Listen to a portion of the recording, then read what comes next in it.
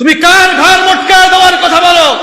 যদি কোনো মুসলমান যদি সে গ্রেফতার করো।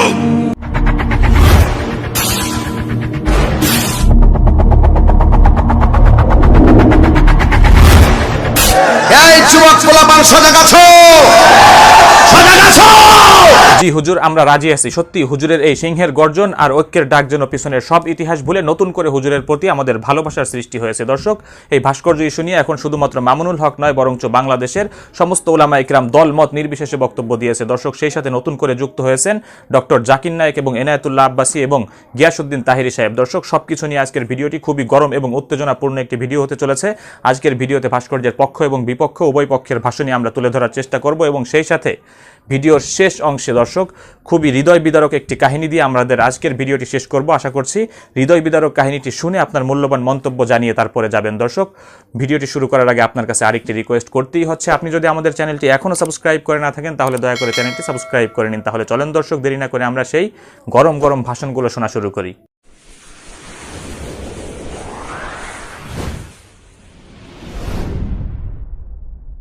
যেখানে মামুনুল হক মামলাকে পাওয়া যাবে সেখানে স্বেচ্ছাসেবক লীগের নেতা কর্মীরা প্রতিরোধ করে তুলবে।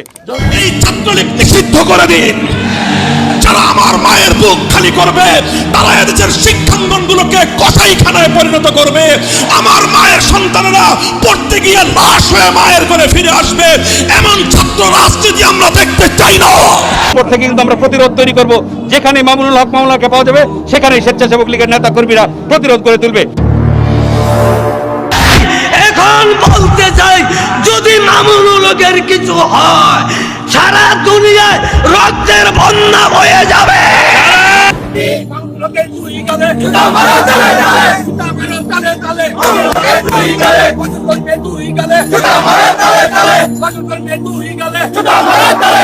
এই বাংলাদেশে নবীর ওয়ারিসদেরকে যারা আজ গালি দিচ্ছে তাদের মুখে জুতা মারো, তালে তালে এই কথা বলছে, কোরআন হাতে নিয়ে বলছে, একটারও জন্ম ঠিক না, সব পেয়ে আইন অনুযায়ী এই ফয়জুল করিম এবং কুলাঙ্গার মামুনুল হক এই দুইজন এতদিন গ্রেফতার হওয়ার কথা ছিল।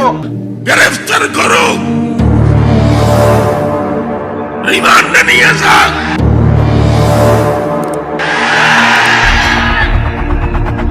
গ্রেফতার করো, রিমান্ডে নিয়ে যান। ফাঁসির কাস্তে ঝুলাই দিও। আমাদের হক কথা বলতে হবে। সাম্প্রদায়িক সম্প্রীতি নষ্ট করবেন, খার আমরা মটকে দিব। সাম্প্রদায়িক সম্প্রীতি নষ্ট করবেন, খার আমরা মটকে দিব। তুমি কার ঘর মটকায় দেওয়ার কথা বলো? বেশি বাড়াবাড়ি করলে এই দেশের আপামর তাওহীদি জনতা নবীগণের ওয়ারিস উলামাগণের পক্ষ অবলম্বন করে তোমার ঘর মটকায় দেবে। স্বাধীনতা বিরোধী শক্তির যে আস্ফালন, এটা আমরা মেনে নিতে পারি না। আমরা সাধারণ জনগণ, আমরা রাস্তায় নেমেছি। এই যুবক পোলাপান সজাগ আছো, সজাগ আছো। এই দাবির ভিতরে, এই দাবির সাবজেক্টের উপরে কেউ চরমনাই, কেউ কওমি, কেউ হেফাজত আমরা দেখব না। এই দাবির নেম প্লেটের উপরে সকলকে ময়দানে ঝাঁপিয়ে পড়তে হবে, ঝাঁপিয়ে পড়তে হবে, ঝাঁপিয়ে পড়তে হবে। ঠিক কিনা বলো? ওরা বলছে বঙ্গবন্ধুর একটা ভাস্কর্য, এটা মূর্তি। মূর্তি মানে কি? মূর্তি তো যেটা হচ্ছে আরাধ্য, যেটা পূজা করে সেটা মূর্তি। এগুলো করে মানুষকে তারা বিভ্রান্ত করছে। এরা কারা? এরাই হলো নাস্তিক।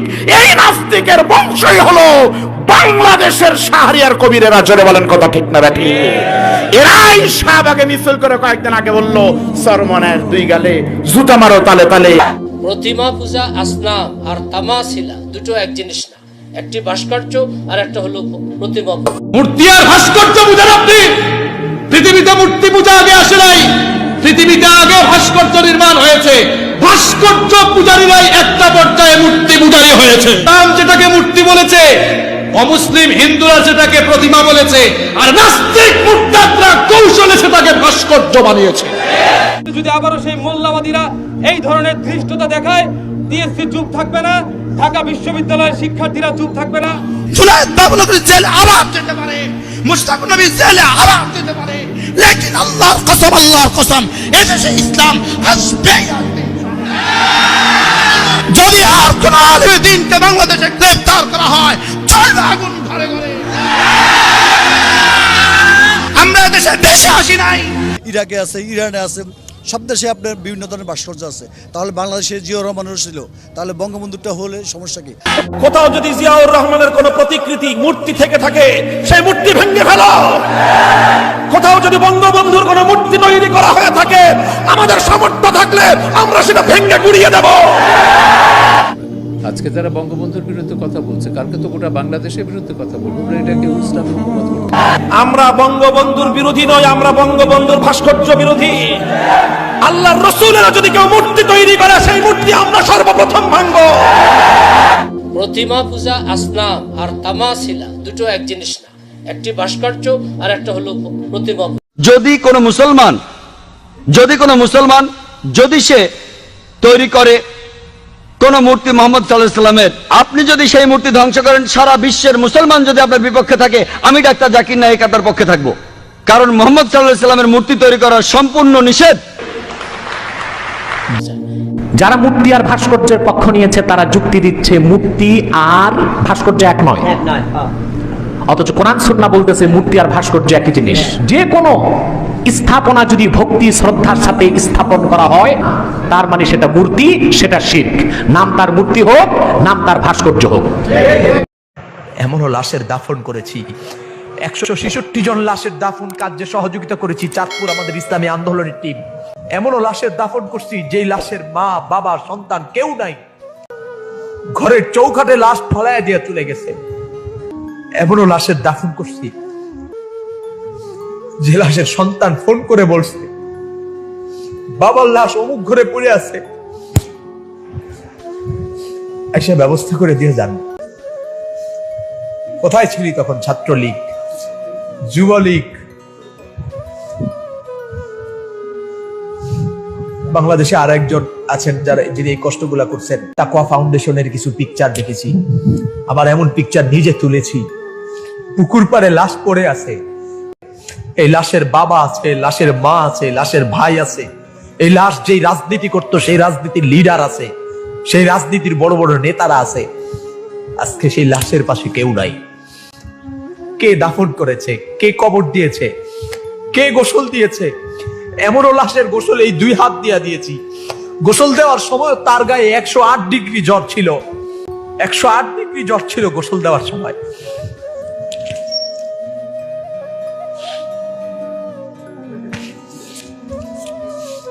কলিজা ফেটে যায় দুঃখে। আজকে এমন এমন ব্যক্তির বিরুদ্ধে, যাদের নির্দেশে ওলামায়ে কেরাম এই কাজগুলো করতে, যাদের নির্দেশে আমরা এই কাজ করছি, তোমাদের নেতারা আজকে যারা ভাস্কর্যের পক্ষে কথা বলতে গিয়া আল্লামা ফয়জুল করিম আর মামুনুল হক আর বাবুনগরীকে গালি দাও। গ্লাস করা চতুর্মুখী গ্লাস করা রুমের মধ্যে এসি রুমে বসে কোন কথা বলার প্রয়োজন হইলে কম্পিউটারের মাধ্যমে, মোবাইলের মাধ্যমে ভিডিওতে কথা বলছে, সামনে আসে নাই। কিন্তু প্রতিটা লাশকে কাঁধে করে গোসল দিয়ে আদর যত্ন করে কবরে রেখেছি। কোনো সেবার কমতি ছিল না। দর্শক, এতক্ষণ যাবত আপনারা ভাস্কর্যের পক্ষে এবং বিপক্ষের বক্তব্য শুনলেন। তবে এ সকল বক্তব্যের মধ্যে নতুন ধর্ম প্রতিমন্ত্রীর বক্তব্যটা আমার কাছে বেশি ভালো লেগেছে, কারণ তিনি বলেছেন যে এটা নিয়ে দাঙ্গা হাঙ্গামা সৃষ্টি না করে পরস্পর আলোচনার মাধ্যমে মিটমাটে যাওয়া সম্ভব। এইগুলোর একটা সমাধানের জন্য যে ধরনের কাজ করা প্রয়োজন সেটা আমরা কিন্তু আলোচনার সাপেক্ষে করবো ইনশাআল্লাহ। এদিকে হ্যাঁ, আমরা এটাই চাই যেন আলোচনার মাধ্যমেই মিটমাট করা হয়। আর আমরা এটাও আশাবাদী যে আলোচনার মাধ্যমে সরকার সংখ্যাগরিষ্ঠ উলামায়ে কেরামের মতামতকে অধিক প্রাধান্য দিবেন। আমরা এদেশের মাটিতে কোনো প্রকার রক্তপাত দেখতে চাই না, কারণ আমরা ভালোবাসি এদেশকে, ভালোবাসি এদেশের মাটিকে, ভালোবাসি স্বাধীনতার মহানায়ক বঙ্গবন্ধু শেখ মুজিবুর রহমানকে। দর্শক, আপনি কি ভাস্কর্যের পক্ষে না বিপক্ষে? যদি পক্ষে হয়ে থাকেন তাহলে অবশ্যই হ্যাঁ লিখবেন, এবং বিপক্ষে হয়ে থাকেন তাহলে অবশ্যই কমেন্ট বক্সে না লিখবেন। আর ভিডিওটি যদি আপনার কাছে ভালো লেগে থাকে তাহলে অবশ্যই একটা লাইক দেবেন, এবং আমাদের চ্যানেলে নতুন হলে অবশ্যই আমাদের চ্যানেলটি সাবস্ক্রাইব করে আমাদের সঙ্গেই থাকবেন। দেখা হবে পরবর্তী ভিডিওতে। ততক্ষণ পর্যন্ত ভালো থাকবেন, সুস্থ থাকবেন। আসসালামু আলাইকুম ওয়া রাহমাতুল্লাহি ওয়া বারাকাতুহু।